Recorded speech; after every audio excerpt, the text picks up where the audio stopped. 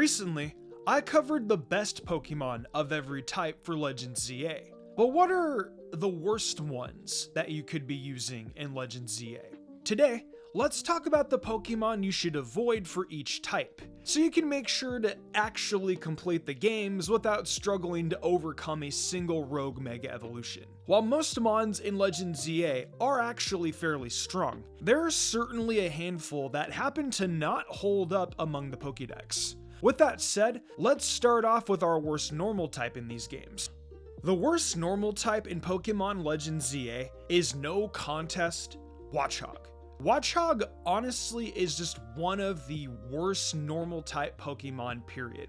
Watchog misses out on a lot of key things that would otherwise make a good normal type. For one, its stats are extremely underwhelming, with an abysmal base 420 BST. This is comparable to middle stage starter Pokemon like Wartortle, which ends up at 405 base stat total, despite still having another evolution to look forward to. Watchog also has its highest stat as its attack, which only ends up being base 85, making it hit like a wet noodle. There is nothing impressive you could do with Watchog other than being the only person to actually beat Legends ZA while using it. Our worst fighting type, though, actually ends up being a rather impressive mon. Fighting is one of a handful of typings on this list that actually prove to be difficult, because it actually has only strong options to choose from in these games. That said though, the worst among the fighting types for your team ends up being Pangoro. Pangoro might honestly be in contention for the best Pokemon on this list, or at least in the top 3 for certain, which would say a lot about our later entries. But it's actually got a lot going for it. Between a powerful dark and fighting type offensively, and some powerful coverage, Pangoro even has some rather okay stats with a BST of 495 and an attack stat that actually reaches an impressive base 124. Pangoro can pack a punch on the right team, but I do think in comparison to a lot of other options, it doesn't hold up. Especially because so many fighting types in these games happen to have Mega Evolutions that just hold up better given the Mega focus mechanics in the story. Flying has a lot of rather lackluster options in these games, but the worst one of the bunch ends up being Vivillon. We'll actually end up seeing a few of the other bad flying types later on, because so many of them end up actually underperforming in these games. But Vivillon is the one I chose to highlight specifically for our flying type section. As a bug in flying type, there are a lot of options that resist your offensive stab options, and your stats aren't that good either. Among other early route bug types, Vivillon mostly stood out due to the inclusion of abilities like Compound Eyes, and as we all know, abilities just don't exist in Legends ZA. Your Vivillon in general will just struggle to deal real damage that's meaningful. And if you want a flying type that's actually impactful, you should get one of the ones like Pidgeot or Charizard that actually have proper megas. For poison, we go back to a very clear-cut worst Pokemon, with our worst poison type being Arbok. Arbok is another Pokemon that really needs an ability to even be in contention for a usable mon. With a lack of Intimidate, what actually ends up being intimidating about an Arbok? Absolutely nothing. There is genuinely no reason to use Arbok. While a lot of poison types end up being rather atrocious in Legends ZA, I can at least think of a reason to use our other mons. But there is actually zero reason to use Arbok on your team, even if you want to use Glare, which is now its only remote selling point. I still don't think that the chance to get an attack off with Glare is worth going into a 5 versus 6 battle. Now, you might be surprised to find our worst ground type on this list, but let me cook for a second. There is genuinely no contest, as the worst ground type ends up being Diggersby. You might be asking yourself, first and foremost, didn't the Pokemon with huge power and pure power get an attack adjustment to make up for the lack of abilities? Well, if you were a Mega Evolution like Medicham or Mawile, you did. But Diggersby is still stuck with its horrendous base 56 attack. Diggersby ends up losing the only reason to actually use it, because Game Freak forgot to adjust the mons that weren't mega for this change. This makes Diggersby weaker than several first stage mons offensively, and it might honestly be in contention for one of the worst fully evolved mons in these games because of this lack of adjustment in its stats. Even options like Metacham got its attack adjusted, so Diggersby truly was just forgotten for some reason. Rock has a lot of bad Pokemon, but there is a clear option, which ends up being Carbink. Now, Carbink does well if you're playing online, but for our in-game, you won't really see the same level of success, as it's not going to hold up as well for being your dual screen mon. Carbink also has no real way to deal significant damage, so it'll end up just being a sponge for tanking attacks that your other Pokemon can't. And even then, there are so many better suited Pokemon for this role. I would highly advise against putting a Carbink on your team. It isn't worth going through the effort to catch, let alone train up and use candies on, just for it to barely deal 5 damage to the enemy Pokemon. Bug has a lot of bad Pokemon, but there is a mon that, in my eyes, takes the true worst bug type spot, being Ariados. Ariados ends up being the worst bug type in pretty much every game it's featured in. Genuinely, what is a slow poison and bug type Pokemon actually doing that can work in your playthrough? The typing offers teams nothing of value in any game, and it would take a miracle to make this perform past the 20s or 30s. Using an Ariados also means you actually need to go out of your way to evolve a Spinarak, which also feels like a huge waste of time. Just save your resources for one of the other poison bug types, like Beedrill or Scolipede, that at least get mega evolutions and that are significantly better.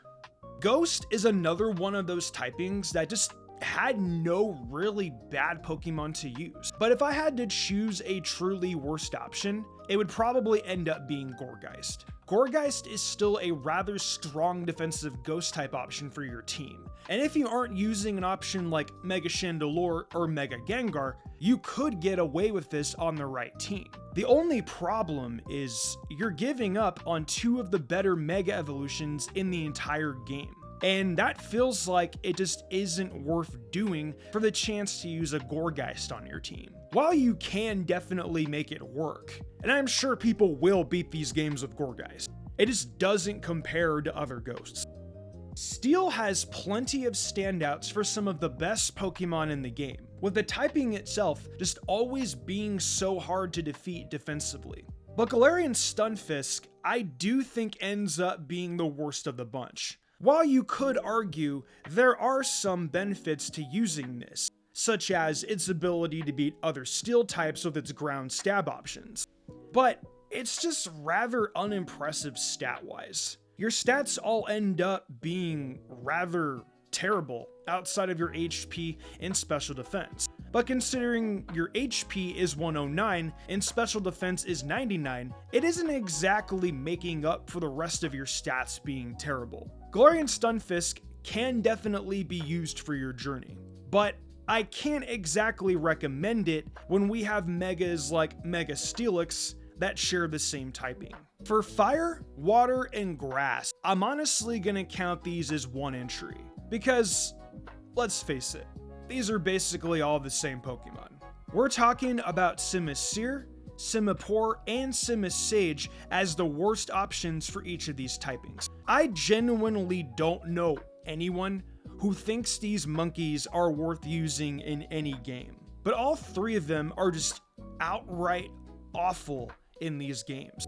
There are so many stronger options in these games you could use, even if you don't want to use a Mega for one of these typings. Water has options like Clawitzer that stand out significantly over Simipour. Grass has Gogoat and Gourgeist.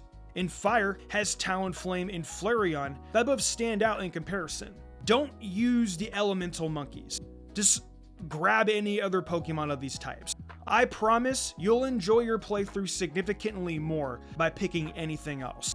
Electric honestly really disappointed me in these games because so many of them actually proved to be really bad without their abilities. The one that stood out among these, however, was Emolga. Now, Emolga does have a few benefits, such as its immunity to ground types, which is actually only unique to Emolga among the electric pool of mods, because Electros lost out on Levitate in these games. Despite this niche, Emolga still has some horrible stats to work with. Outside of its speed, Emolga doesn't really do anything other than be fast, and even then, there are so many faster options in these games that Emolga being base 103's speed still somehow feels rather underwhelming. I wouldn't bother catching Emolga for your team, let alone using anything to make it stronger, because it never will actually keep up.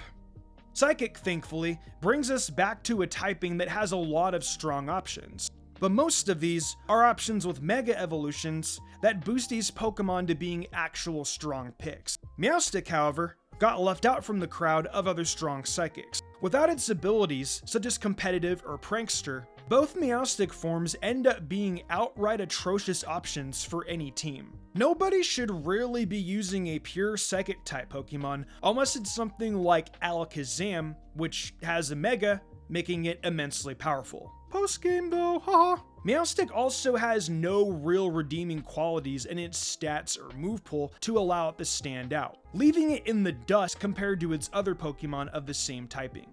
Most ice types in Legends ZA are just not worth using, but Delibird is actually just arguably the worst Pokemon in Legends ZA. Delibird has a base stat total of 330, which is comparable to a Pokemon like Squirtle, which has a BST of 314. Delibird's typing also gives it too many weaknesses to count, while making it very dull when it comes to its offensive damage.